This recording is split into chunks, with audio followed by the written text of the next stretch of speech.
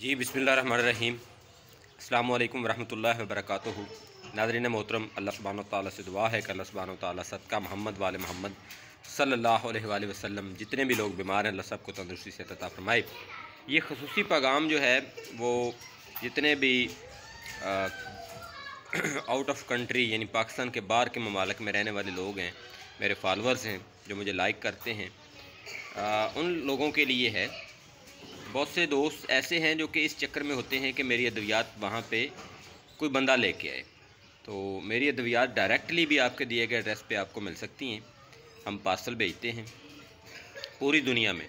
किसी भी मुल्क में आपको हमारी अद्वियात चाहिए तो आप हमें व्हाट्सएप पर रब्ता कर सकते हैं और अपनी अद्वियात मंगवा सकते हैं।